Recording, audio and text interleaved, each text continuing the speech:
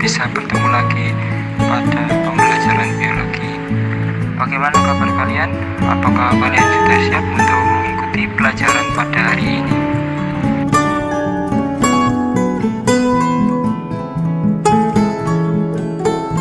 Alhamdulillah semuanya sehat ya, dan hadir semua sepertinya. Walaupun kita dipertemukan secara online, semoga tidak mengurangi semangat belajar kalian untuk belajar biologi.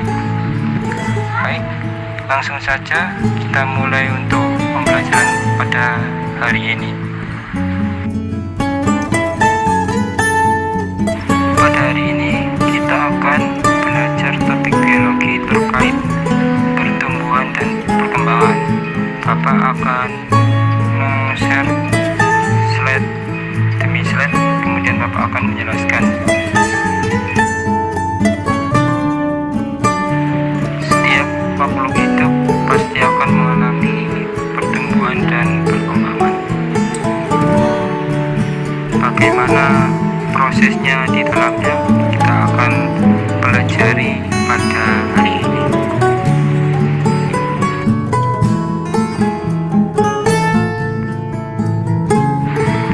Sebelum kita melangkah lebih jauh untuk membahas materi terkait pertumbuhan dan perkembangan makhluk hidup, Bapak akan sedikit menjelaskan tujuan pembelajaran pada hari ini. Yang pertama, siswa dapat menjelaskan perbedaan konsep antara pertumbuhan dan perkembangan pada makhluk hidup. Kemudian dapat menyebutkan tahapan pertumbuhan dan perkembangan pada manusia. Yang ketiga, dapat menjelaskan perbedaan gambar tahapan metamorfosis pada hewan. Yang keempat, dapat mengidentifikasi gambar struktur biji pada tanaman. Yang kelima, menjelaskan dua macam proses perkecambahan pada tanaman. Tujuan yang keenam, siswa dapat menjelaskan perbedaan pertumbuhan sekunder dan pertumbuhan primer pada tanaman. Yang ketujuh, siswa dapat menyebutkan faktor-faktor internal yang mempengaruhi pertumbuhan dan perkembangan makhluk hidup. Dan yang kedelapan, siswa dapat menyebutkan faktor-faktor eksternal yang mempengaruhi pertumbuhan dan perkembangan makhluk hidup. Nah, itu adalah tujuan pembelajaran kita pada hari ini yang harus dicapai siswa kelas 12 IPA 1 nanti ketika selesai pembelajaran pada hari ini.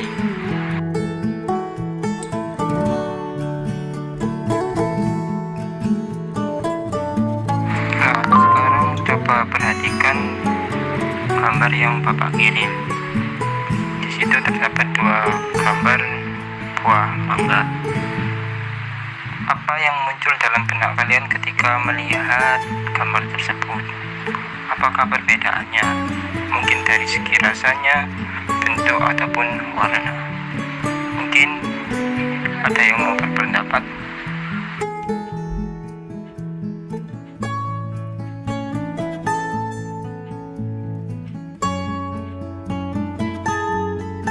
Nah, bagus sekali pendapat kalian. Di situ dapat kita lihat ada perbedaan warna, betul apa yang disampaikan oleh Nur, dan juga betul yang disampaikan oleh Louis. Di situ juga terdapat perbedaan warna oranye, menandakan buahnya yang sudah matang dan rasanya biasanya lebih manis. Kemudian dari perbedaan tersebut, apa sih yang menyebabkan mereka itu dapat berbeda?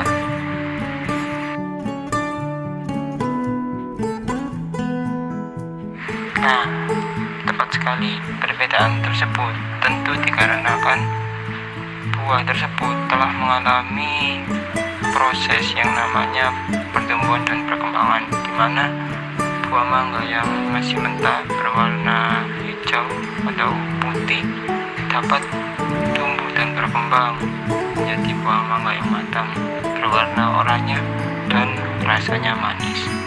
Nah, setelah kalian sedikitnya tahu tentang pertumbuhan dan perkembangan, kita akan mengulas lebih dalam pengertian dari pertumbuhan perkembangan, kemudian bagaimana contoh-contohnya, dan proses-prosesnya pada manusia, hewan maupun tumbuhan, serta faktor apa saja sih yang mempengaruhi pertumbuhan dan perkembangan itu sendiri.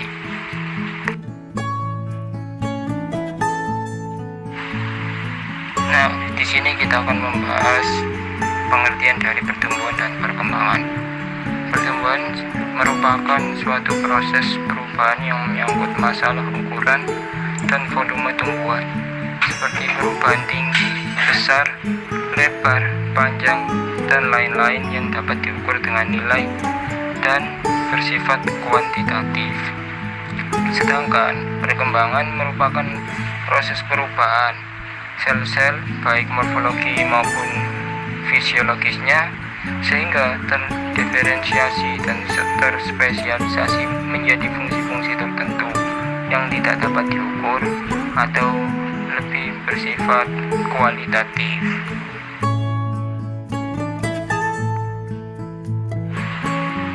Nah, yang pertama kita akan membahas pertumbuhan dan perkembangan pada manusia pada tahapan sebelum kelahiran.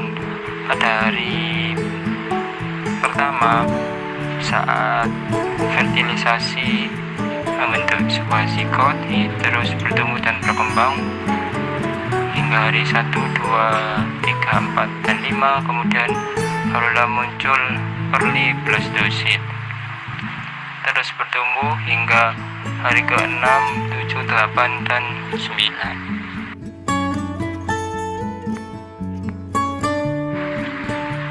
Kemudian juga ada tahapan di dalam rahim ibu, di mana pada minggu awal, minggu 8, berumur 8 minggu dinamakan embrio, kemudian hingga terus bertumbuh pada minggu ke-12 membentuk foetus, hingga terus bertumbuh dan berkembang hingga 40 minggu. Ketika telah sempurna, maka sang janin atau bayi tersebut siap untuk dilahirkan oleh seorang ibu.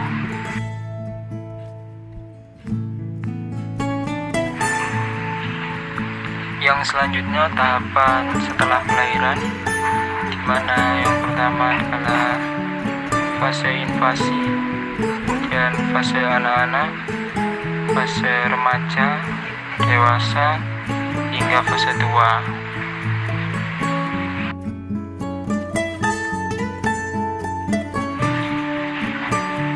Kemudian kita akan mempelajari proses pertumbuhan dan perkembangan pada hewan. Proses pertumbuhan dan perkembangan pada hewan sering kita jumpai terdapat dua macam. Yang pertama metamorfosis sempurna dan metamorfosis tidak sempurna. Metamorfosis sempurna merupakan metamorfosis di mana pada setiap tahapan pendewasaan suatu organisme memiliki bentuk yang berbeda. Misal contohnya pada kupu-kupu dan katak. Bisa dilihat pada gambar proses pertumbuhan dan perkembangan pada katak. Yang pertama adalah telur, kemudian katak berubah menjadi kecepong, kemudian kecepong tumbuh kaki, kemudian menjadi katak muda dan katak dewasa. Contoh yang kedua adalah kupu-kupu, di mana proses pertama adalah telur, dan telur tumbuh menjadi ulat, ulat menjadi kepompong, kemudian menjadi kupu-kupu muda, dan selanjutnya menjadi kupu-kupu dewasa yang sempurna. Kita bisa lihat bahwasanya pada metamorfosis sempurna ini proses pertumbuhan suatu organismenya memiliki bentuk yang sangat berbeda dari awal telur hingga menjadi dewasa.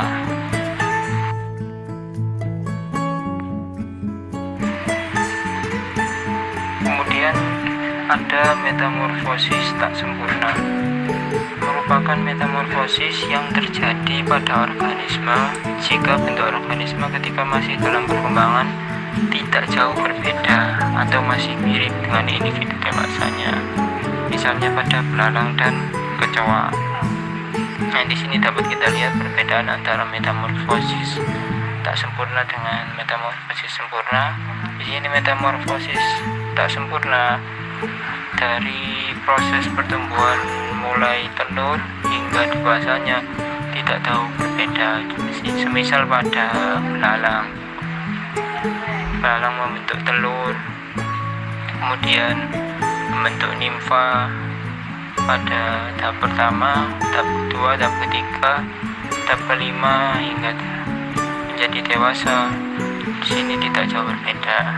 Kemudian juga ada contoh lain pada kecoa. Kecoa dimulai dari telur, kemudian membentuk nimfa yang masih kecil, kemudian tumbuh menjadi nimfa lebih besar, kemudian menjadi kecoa yang dewasa. Di sini juga terlihat bahwasanya pertumbuhan dan perkembangannya tidak jauh berbeda.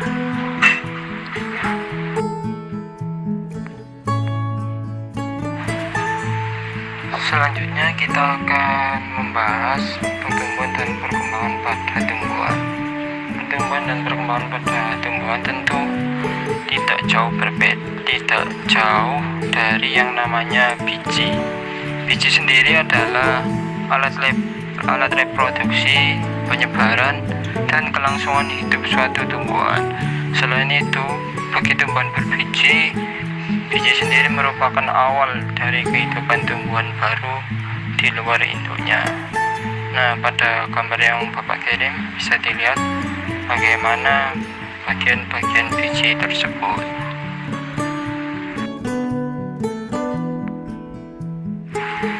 Yang selanjutnya adalah perbedaan perkecambahan epigel dan hipogel pada tanaman.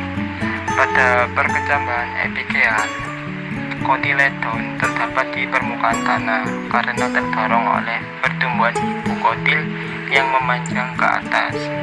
Sedangkan pada perkecambahan hipogel, kotiledon tetap berada di bawah tanah, sedangkan plumula keluar dari permukaan tanah disebabkan pertumbuhan epikotil yang memanjang ke arah atas.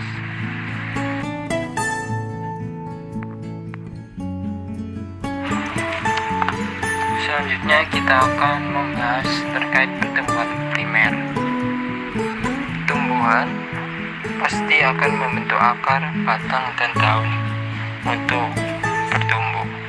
Ujung batang dan ujung akar akan tumbuh memanjang karena adanya aktivitas sel-sel meristematis. Sel-sel meristem dapat juga berdiferensiasi menjadi sel-sel yang memiliki struktur dan fungsi yang khusus. Nah, pertumbuhan pada ujung batang maupun ujung akar yang memanjang karena adanya aktivitas sel-sel meristematis inilah yang dinamakan pertumbuhan primer.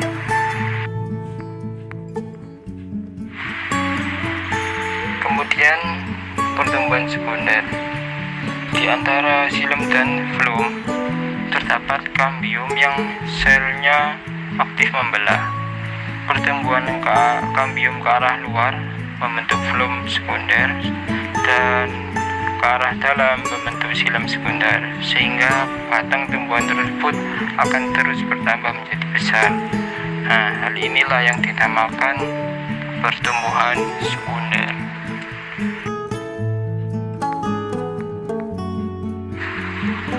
Kemudian adapun faktor-faktor yang mempengaruhi pertumbuhan dan perkembangan itu sendiri. Apa saja sih faktor-faktor yang mempengaruhinya? Yang pertama ada faktor internal. Contohnya ada gen dan hormon. Kemudian faktor eksternal, pertumbuhan dan perkembangan akan dipengaruhi oleh hal-hal seperti oksigen, kelembapan, suhu, nutrisi, dan lain-lain. Setelah dari penyampaian dan penyajian Bapak terkait pertumbuhan dan perkembangan, sampai di sini apakah ada yang ditanyakan?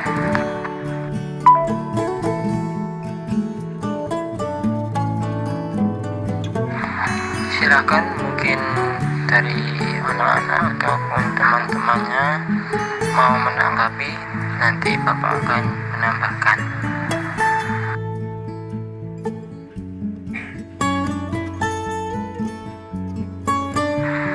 Ya, terima kasih. Bagus sekali jawaban dari Louis. Menjawab pertanyaan dari Nur, apakah perbedaan yang mendasari proses pertumbuhan dan perkembangan? Perbedaan yang mendasari pertumbuhan dan perkembangan sudah barang tentu yang mendasarinya adalah pertumbuhan bersifat kuantitatif, sedangkan perkembangan bersifat kualitatif. Artinya apa? Bersifat kuantitatif adalah dapat diukur dan dapat dihitung dengan angka, sedangkan bersifat kualitatif artinya tidak dapat dihitung dan tidak dapat diukur dengan angka. Kemudian adapun perbedaan lain dari pertumbuhan dan perkembangan. Pertumbuhan adalah bertambahnya ukuran seperti panjang, lebar, volume, dan massa sehingga dapat diukur. Sedangkan perkembangan adalah suatu proses menuju kedewasaan atau menuju suatu keadaan yang lebih kompleks. Kurang lebih seperti itu. Apakah bisa dipahami?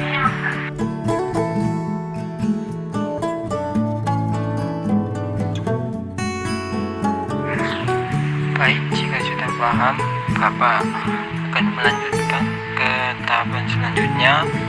Bapak akan membagi kalian ke dalam beberapa kelompok, kemudian silakan mengerjakan LP1. Berikut pembagian kelompok dan tugas yang harus dikerjakan.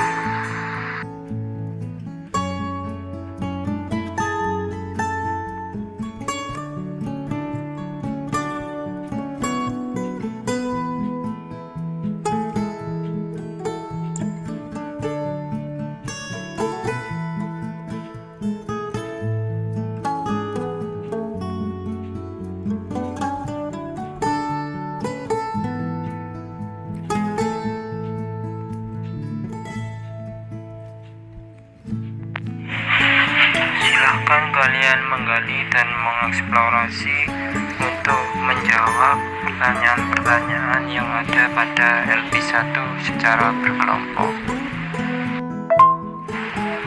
Baik, setelah kalian sedikit mengeksplorasi dan menggali informasi yang ada sambil terus mencari dan mengeksplorasi, di sini Bapak akan sedikit membimbing kalian untuk menjawab dan mengerjakan pertanyaan-pertanyaan yang ada.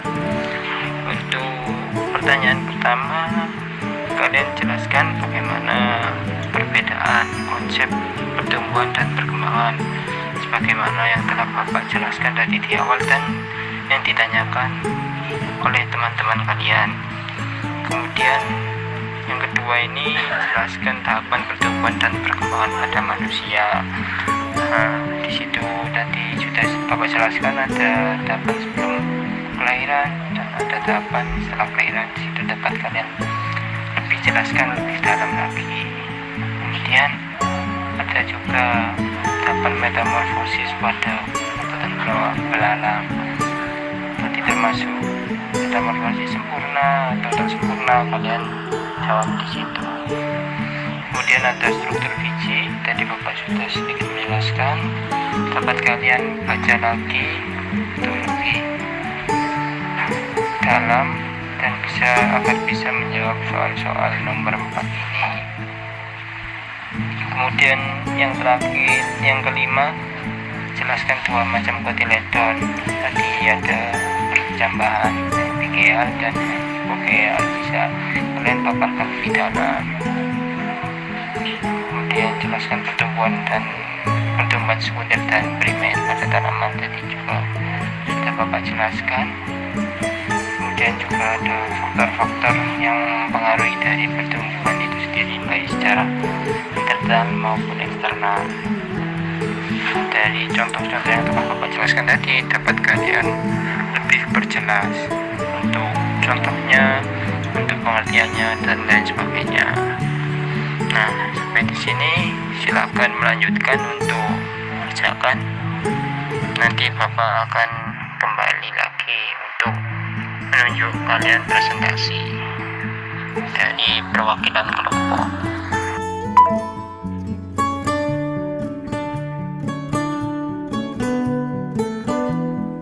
Nah, kurang lebih sudah 30 menit ya kalian mengerjakan.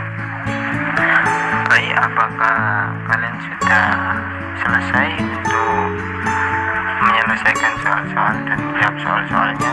Jika sudah selesai, silakan nanti kelompok 1 mempresentasikan dan kelompok 2 menanggapi ya.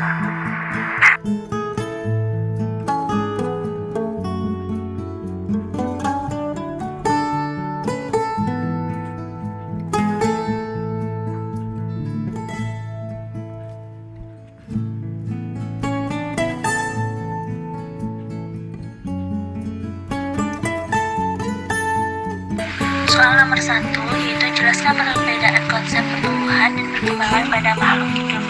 Pertumbuhan adalah suatu proses perubahan yang menyangkut masalah ukuran dan volume seperti perubahan tinggi, besar, lebar, panjang, dan lain-lain yang dapat diukur dengan nilai yang bersifat kuantitatif. Sedangkan perkembangan adalah proses perubahan sel-sel baik morfologi dan fungsinya sehingga terdiferensiasi atau terspesialisasi menjadi fungsi-fungsi tertentu yang tidak dapat diukur atau lebih bersifat kualitatif. Yang kedua, sebutkan tahapan pertumbuhan dan perkembangan pada manusia.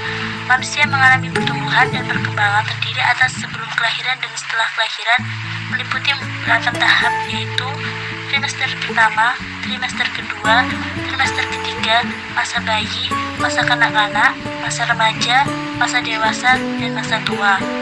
Nomor 3, jelaskan perbedaan tahapan metamorfosis pada gambar di bawah ini, yaitu terdapat tahapan metamorfosis kupu-kupu dan belalang.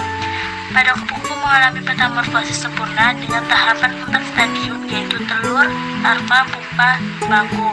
Sedangkan pada belalang mengalami metamorfosis tidak sempurna dengan tahapan 3 stadium, yaitu telur, larva, atau nimfa, imago. Soal nomor 4, perhatikan struktur biji di bawah ini dan berikan keterangan gambar tersebut. Untuk jawaban nomor 4 sudah terdapat pada file yang telah saya kirim, mohon untuk dilihat. Soal nomor 5, jelaskan 2 macam proses perkecambahan pada tanaman berdasarkan letak kotiledonnya. Yang pertama, pada perkecambahan epigel, kotiledon terdapat di permukaan tanah karena terdorong oleh pertumbuhan hipokotil yang memanjang ke atas. Kedua, pada perkecambahan hipogel, kotiledon tetap berada di bawah tanah, sedangkan pelumula keluar dari permukaan tanah disebabkan pertumbuhan epikotil yang memanjang ke arah atas. Soal nomor 6, jelaskan perbedaan pertumbuhan primer dan pertumbuhan sekunder pada tanaman. Pertumbuhan primer terjadi saat ujung batang dan ujung akar akan tumbuh memanjang karena adanya aktivitas sel-sel meristematis. Sel-sel meristem dapat juga berdiferensiasi menjadi sel-sel yang memiliki struktur dan fungsi yang khusus. Sedangkan pertumbuhan sekunder terjadi saat pertumbuhan kambium ke arah luar membentuk floem sekunder dan ke arah dalam membentuk xilem sekunder sehingga batang tumbuhan bertambah besar. Soal nomor 7, sebutkan faktor-faktor internal yang mempengaruhi pertumbuhan dan perkembangan makhluk hidup. Terdapat 2 faktor, yaitu yang pertama faktor gen, yang kedua faktor hormon. Nomor 8, sebutkan faktor-faktor eksternal yang mempengaruhi pertumbuhan dan perkembangan makhluk hidup. Antara lain, yang pertama nutrisi, yang kedua air, yang ketiga oksigen, yang keempat suhu, yang kelima cahaya, yang keenam kelembapan.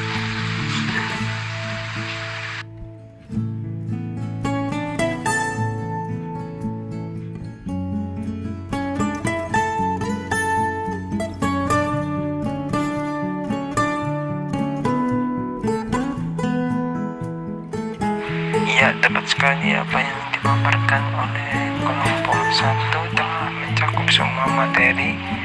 Namun benar juga apa yang telah disampaikan oleh kelompok 2, akan lebih baik jika soal pada faktor-faktor yang mempengaruhi pertumbuhan dan perkembangan dapat diberikan pengertian maupun contohnya.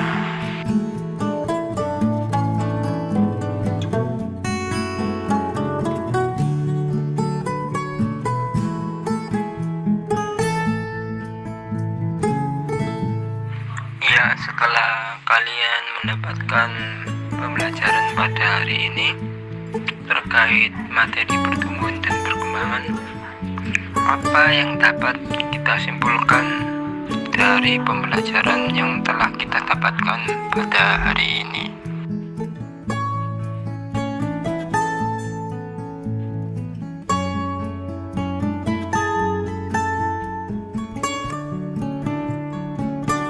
Ya, terima kasih Luis atas simpulannya. Ya, tepat sekali, hampir setiap makhluk hidup mengalami yang namanya proses pertumbuhan dan perkembangan. Pertumbuhan dan perkembangan ini terjadi pada makhluk hidup meliputi manusia, hewan, dan juga tumbuhan. Dan pertumbuhan dan perkembangan tersebut juga dipengaruhi oleh faktor-faktor tertentu, baik faktor internal maupun faktor eksternal. Baik, syukur alhamdulillah kita telah belajar pada hari ini terkait materi pertumbuhan dan perkembangan. Di sini kita mestinya selalu bersyukur bagaimana Allah Subhanahu wa taala sebagai Tuhan kita telah mengatur pertumbuhan dan perkembangan makhluknya. Begitu sangat perhatiannya Allah Subhanahu wa taala terhadap diri kita. Begitu perhatiannya Tuhan mengatur pertumbuhan dan perkembangan kita yang sangat kompleks. Oleh sebab itu, anak-anak, marilah kita senantiasa mensyukuri nikmat tersebut. Dengan apa? Dengan cara kita terus belajar, semangat belajar, bertafakur, mencari ilmu untuk mempelajari tanda-tanda kebesaran Tuhan. Salah satunya dengan belajar materi biologi ini. Ya, kurang lebih itu saja yang dapat kami sampaikan. Saya rasa cukup untuk pembelajaran pada hari ini. Kurang lebihnya Bapak mohon maaf. Assalamualaikum warahmatullahi wabarakatuh.